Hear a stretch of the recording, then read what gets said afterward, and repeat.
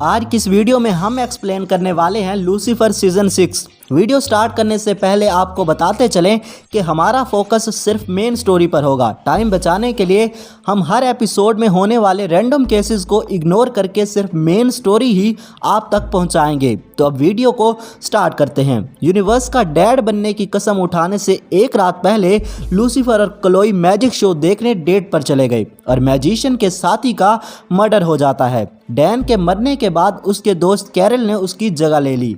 Yes, वही बंदा जिसे डैन ईला के साथ सेट करवाने वाला था। मर्डर के वक्त लूसीफर और क्लोई वहां मौजूद थे, इसलिए कैरल उनसे पूछगछ करने लगता है। लूसीफर के कभी ना झूठ बोलने की प्रॉब्लम की वजह से वो कैरल की नज़र में मेन सस्पेक्ट बन जाता है। इसी इन्वेस्टिगेशन के दौरान ईला लूसीफर को बताती है कि उसे फिर से क्राइसिस ऑफ फेथ होने लगा है। ईला को लगता है कि उसकी प्रेयर्स सुनने के लिए ऊपर कोई नहीं बैठा, क्योंकि लूसीफर के डैडी की रिटायरमेंट के बाद से ही यूनिवर्स के डैड की गड्डी खाली पड़ी थी। एनीवेज, कैरल क्लोई की मदद से असली कातिल तक पहुंच जाता है और लूसीफर को छोड़ दिया जाता है। असल में जादूगर के बेटे ने ही जादूगर के साथी को मारा था और क्लोई ने कातिल को भागने से रोक लिया।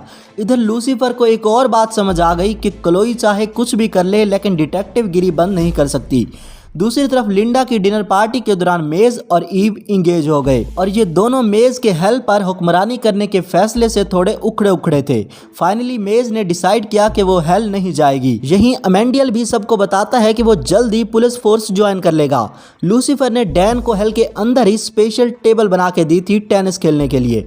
हजारों साल यहाँ पर टेबल टेनिस खेलने के बावजूद भी डैन अपने गिल्ड का पता नहीं लगा पाया है। जब तक डैन अपने गिल्ड से खुद नहीं निपट लेता, लूसीफर भी उसकी कोई मदद नहीं कर सकता। फिर हम देखते हैं कि हेल के अंदर कोई नई एंजल आ जाती है जो माइकल की मदद से लूसीफर को मारना चाहती है, लेकिन वो जल्द ही समझ जाती है कि माइकल की जगह डैन उसके ज़्यादा काम आएगा। तो अब एंजल डैन को ऑफर देती है कि अगर तुमने लूसीफर को मारने में मेरी मदद की तो मैं तुम्हें हेल से निकाल कर वापस ज़मीन पर ले जाऊंगी। ये सुनते ही डैन फौरन मान जाता है। दूसरी तरफ जमीन पर लूसीफर और क्लोई को दिखाया जाता है जो नेकलेस की शक्तियों का गलत इस्तेमाल करके मजे ले रहे थे। तभी अमेंडियल ने लूसीफर को बताया कि उसे ज्यादा टाइम जाया ना करते हुए डैड की जगह ले लेनी चाहिए, पर लूसीफर को इतना बड़ा फैसला लेने के लिए थोड़ा और टाइम चाहिए था। ईला अभी तक अपने सीधे गियर बॉयफ्रेंड पीट के सदमे से बाहर नहीं आई थी।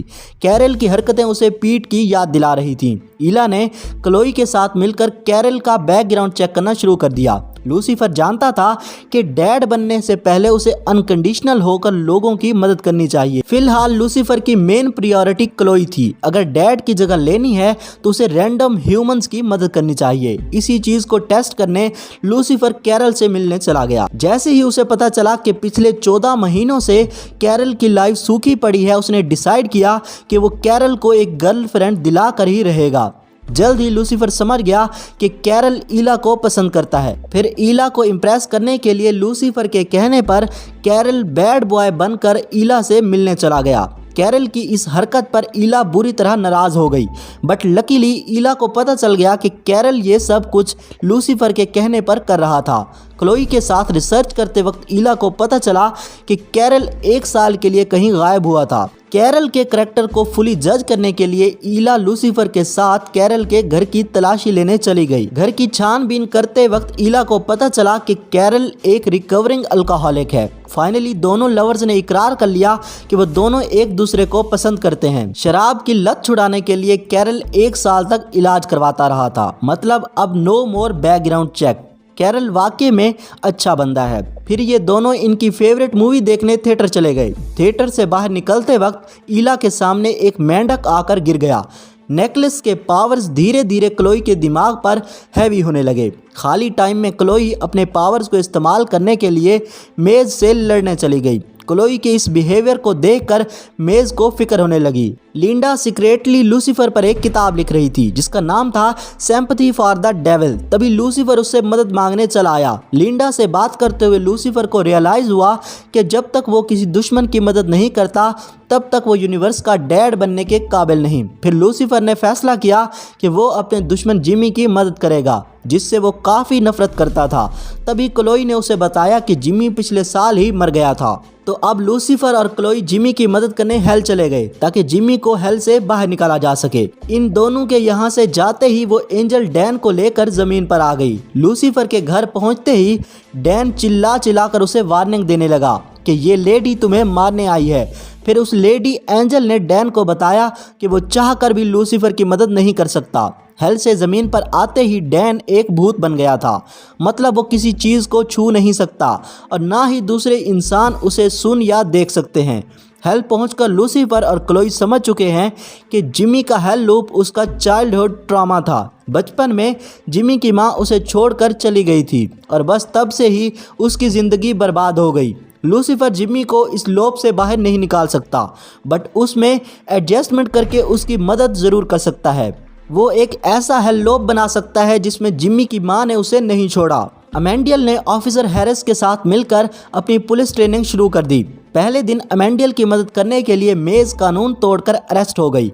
ये बात अमेंडियल को बिल्कुल पसंद नहीं आई, पर फिर वो समझ गया कि यही मेज का मदद करने का तरीका था। दूसरी तरफ क्लोई और लूसीफर डैन से मिलने चले गए, बट डैन अपने रूम से गायब था। लूसीफर क्लोई को उसके घर छोड़कर अपने पेंट हाउस चला गया। जैसे ही लूसीफर घर में दाखिल हुआ, डैन ने उसे वार्निंग देने की कोशिश की, लेकिन फिर एंजल ने लूसीफर को दबोच लिया। दिखाया जाता है कि ये एंजल लूसीफर की बेटी है, जिसे लूसीफर ने छोड़ दिया था। उसकी आंखों में देखने के बाद लूसीफर थोड़ा हैरान था, बट फिर भी वो ये बात मानने को बिल्कुल भी तैयार नहीं था कि ये लड़की उसकी बेटी है। ये सुनते ही वो एंजल गुस्से में वहाँ से चली गई। अमेंडियल के कहने के मुताबिक लूसीफर क्लोई को बिना बताए उसकी बेटी की मम्मी को ढूंढने चला गया। इसी दौरान क्लोई ने लूसीफर को ट्रैक करके उसे ढूंढ लिया। क्लोई ये सोचकर नाराज थी कि इतना सब कुछ होने के बावजूद भी लूसीफर उससे बातें छुपा रहा था। फिर ये दोनों साथ मिलकर लूसीफर की बेटी और बेटी की मम्मी को ढूंढने चले गए। लेकिन इस लड़की को ढूंढने के बाद लूसीफर समझ गया कि वो लड़की उसकी बेटी नहीं है। उधर डैन की आत्मा अपने दोस्तों से राब्ता करने की कोशिश कर रही थी। अनफॉर्चुनेटली उसे कोई देख या सुन नहीं सकता। ईला ने आसमान से गिरे उस मेंढक का नाम डैन रखकर आने वाली कयामत पर रिसर्च शुरू कर दी। फाइनली डैन को पता चला कि उसे बस एंजल जी देख या सुन सकते हैं, मतलब लूसीफर के अलावा अमेंडियल और मेज भी। उस एंजल की आंखों में देखने के बाद से ही लूसीफर को यकीन हो गया था कि वो वाकई में उसकी बेटी है। फिर उस एंजल ने क्लोई के घर में घुसकर उसे बताया कि वो लूसीफर और क्लोई की बेटी रोरी है। उसका नाम सुनकर क्लोई को भी यकीन हो गया कि रोरी वाकई में उनकी फ्यूचर से आई बेटी है। क्लोई ने पहले से ही अपनी फ्यूचर बेटी के लिए यही नाम सोचकर रखा था। ये बात उसने किसी को नहीं बताई थी। फिर क्लोई और रोरी लूसीफर से मिलने चले गए। क्लोई ने उसे बताया कि उसके पैदा होने से पहले लूसीफर दोनों माँ और बेटी को छोड़कर चला गया था। रोरी को बिना बाप के बड़ा होते हुए काफ़ी मुश्किलात का सामना करना पड़ा। रिसेंटली रोरी काफ़ी मुश्किल वक्त से गुजर रही थी, लेकिन लूसीफर उस वक्त भी उसकी मदद करने नहीं आया। तभी रोरी गुस्से में किसी तरह टाइम ट्रैवल करके पास्ट में आ गई ताकि वो लूसीफर से बदला ले सके। लूसीफर अब भी ये बात मानने को तैयार नहीं था कि वो कभी अपनी फैमिली को छोड़कर भागेगा। लूसीफर को लगता है कि शायद रोरी के पैदा होने से पहले किसी ने लूसीफर को मार दिया होगा, इसीलिए वो उनकी ज़िंदगी से गायब था। लूसीफर को सिर्फ एक ही चीज़ मार सकती थी, वो था इज़राइल्स ब्लेड। एक बार लूसीफर ने इस ब्लेड को ठिकाने लगा दिया तो वो बच जाएगा, पर इसमें एक प्रॉब्लम था कि इज़राइल्स ब्लेड के ज़मीन से बाहर जाते ही क्लोई को नेकलेस से मिले पावर्स भी ख़त्म हो जाएंगे। तो क्लोई ने प्लान बनाया कि क्यों ना पहले इस मर्डर केस को सॉल्व किया जाए। अगर उन्होंने लूसीफर के कातिल को ढूंढ लिया तो ब्लेड छुपाने की क्या ज़रूरत। रोरी को उनकी murder of Lucifer morning star की थ्योरी पर ज़रा भी भरोसा नहीं था, क्योंकि अगर लूसीफर मर गया होता तो फ्यूचर क्लोई रोरी से ये बात क्यों छुपा कर रखती। लेकिन नहीं, उन्हें तो मर्डर केस सॉल्व करना था। एनीवेज रोरी ने इन दोनों को बताया कि लूसीफर इसी महीने की 4 तारीख यानी 4 अगस्त को टेंथन सॉनसन लोकेशन से गायब हो गया था। इसके बाद वो कभी वापस नहीं आया। क्लोई को लगता है कि शायद टेंथन सॉनसन क्राइम सीन की लोकेशन होगी। इला ने अमेंडियल को इसकी कयामत वाली थ्योरी बताई, लेकिन अमेंडियल ने उसकी बातों को इग्नोर कर दिया। अगर वाकई जमीन खत्म हो रही होती तो अब तक अमेंडियल ने ये भांप लिया होता। जब क्लोई और लूसीफर फ्यूचर मर्डर को सुलझाने में लगे थे तब रोरी मेज, ईव और अमेंडियल की टांग खींचने चली गई। पर जल्द ही सब समझ गए कि क्लोई और लूसीफर की फ्यूचर बेटी प्रैंक करने में अपनी आंटी मेज पर गई है। यहीं अमेंडियल को अचानक से क्लिक हुआ कि अगर उसे रोरी का प्रेजेंस फील नहीं हुआ तो हो सकता है उसने कयामत वाले साइंस भी मिस कर दिए होंगे। ये सोचकर अमेंडियल फौरन ईला से मिलने चला गया, बट ईला ने उसे किसी तरह समझाया कि वो सब बस ईला का वहम था, कोई कयामत नहीं आने वाली। अमेंडियल के वहां से जाते ही हमने देखा कि ईला ने पहले से ही सारी पहेली सुलझा ली थी। उसे पूरा यकीन हो गया था कि लूसीफर और अमेंडियल सेलेस्टियल्स हैं या फिर एंजल्स हैं। प्लान में नाकाम होने के बाद लूसीफर समझ गया कि प्लान बी काम नहीं करने वाला। उसे जल्द से जल्द इजराइल्स ब्लेड को जमीन से बाहर ले जाना होगा। लेकिन तभी उन्हें पता चलता है कि किसी ने ब्लेड को लूसीफर के लॉकर से चोरी कर लिया है। लूसीफर को लगता है कि शायद वो ब्लेड रोरी ने चुराया होगा। फिर अपनी बेटी को एक और इमोशनल ट्रॉमा देने के बाद क्लोई ने कन्फेस कर लिया कि वो ब्लेड उसने चुराया था। असल में क्लोई नेकलेस से मिली पावर्स को खोना नहीं चाहती थी। ये पावर्स अब क्लोई के दिमाग पर इस कदर हैवी हो चुके थे कि उन्हें खोने के डर से क्लोई ने लूसीफर पर ही हमला कर दिया। जल्द ही उसकी अकल ठिकाने आ गई और क्लोई ने वो ब्लेड लूसीफर के हवाले कर दिया। ब्लेड ले जाने से पहले क्लोई ने लूसीफर को बताया कि उस नेकलेस ने क्लोई को सेलेस्टियल पावर्स दिए थे। मतलब जब तक वो ब्लेड जमीन पर है क्लोई भी डैन को देख सकती है। लूसीफर क्लोई और डैन को थोड़ा पर्सनल टाइम देकर वहां से चला गया, पर ब्लेड के जमीन से बाहर जाते ही डैन क्लोई को दिखना बंद हो गया। अमेंडियल को एक केस पर काम करते वक्त पता चला कि इंस्पेक्टर रेओबन उसका बॉस है, वही ऑफिसर जिसने पिछले सीजन में कैलब को पकड़ा था। ये बंदा बिल्कुल भी नहीं सुधरा और इनका पुलिस सिस्टम इतना करप्ट है कि उसे नौकरी से निकालने की बजाय अथॉरिटी ने उसे प्रमोशन दे दिया। ये देखकर क्लोई को एहसास हुआ कि सबको इंसाफ दिलाने उसे फील्ड में वापस जाना चाहिए। मेज और लिंडा से एडवाइस लेकर लूसीफर रोरी के साथ वक्त गुजारने चला गया।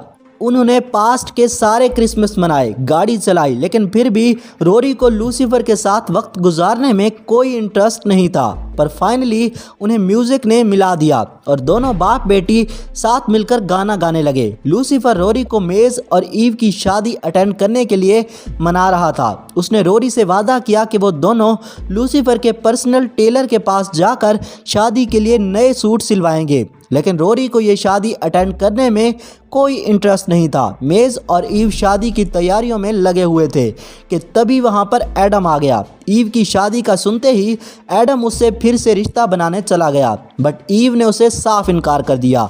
अपने मेन डोमिनेंस वाले प्रॉब्लम को सॉल्व करने एडम लिंडा से जा मिला, लेकिन जैसे ही लिंडा ने उसे बताया कि ईव और मेज उसके दोस्त हैं, एडम ने लिंडा को किडनैप कर लिया। लिंडा की किडनैपिंग की न्यूज़ सुनते ही ईव समझ गई कि इसके पीछे ज़रूर एडम का हाथ है। फिर ये दोनों एडम को बांधकर उससे लिंडा का पता पूछने लगे, लेकिन ईव को ये नहीं समझ आ रहा था कि एडम को उनकी शादी के बारे में किसने बताया। और मेज को लगता है कि वो कभी एक अच्छी मां नहीं बन सकती। पैनिक होकर मेज ने ईव की सेलेस्टियल फैमिली को शादी का इनविटेशन भेज दिया। ये जानकर ईव मेज से काफ़ी गुस्सा हुई। देखकर लग रहा था कि इनकी शादी ऑलमोस्ट टूटने वाली थी, लेकिन फिर मेज ने लूसीफर से मदद मांग ली। पहले लूसीफर ने एडम को समझाकर लिंडा को आज़ाद करवाया, फिर कुछ फ्रेश डेमन्स को लेकर मेज के साथ ईव को मनाने चला गया। लॉन्ग स्टोरी शॉर्ट, ईव मान गई और फिर सब शादी की में लग गए। लूसीफर से फिर से धोखा खाकर रोरी को काफी बुरा लगा। रोरी ने शादी तो अटेंड की, लेकिन वो नाराज होकर सबसे दूर बैठी रही। उसी रात रिसेप्शन के दौरान रोरी लूसीफर पर भड़क पड़ी थी कि वो कभी नहीं सुधरने वाला। जिस दिन रोरी टाइम ट्रैवल करके फ्यूचर से पास्ट में आई थी, उस दिन क्लोई हॉस्पिटल में अपनी आखिरी सांसें ले रही थी। मतलब आखिरी वक्त में भी लूसीफर क्लोई से मिलने नहीं आया था। तो इसलिए रोरी लूसीफर से इतना गुस्सा थी। इधर अमेंडियल को डैन से बात करते देख, मतलब हवा में बात करते देख ईला की सटक गई। फिर ईला ने शराब पीकर हंगामा करना शुरू कर दिया। इसी दौरान ईला ने गलती से कैरल की शर्ट पर ड्रिंक गिरा दी, मतलब वो मेन सीन मिस कर देगा। जब कैरल वॉशरूम में शर्ट धो रहा था तब नशे में धुत ईला ने माइक लेकर सबको बता दिया कि वो उनका सच जान चुकी है। ईला को इस बात से ज़रा भी प्रॉब्लम नहीं कि उसके दोस्त सेलेस्टियल्स हैं। वो तो इस बात से नाराज़ थी कि सब ने उसे पराया समझकर ये बात छुपाए रखी। बातों बातों में ईला ने उन्हें आने वाली क़यामत के साइंस के बारे में भी बताया जो उसने अमेंडियल से छुपाए रखे थे। ये सुनते ही सबके चेहरे पर 12 बज गए। सारा हंगामा ख़त्म होने के बाद कैरल वॉशरूम से बाहर आ गया। थोड़ी देर के लिए अपने इमोशंस को साइड में रखकर ईला ने सबको दुनिया के ख़त्म होने के साइंस बताए।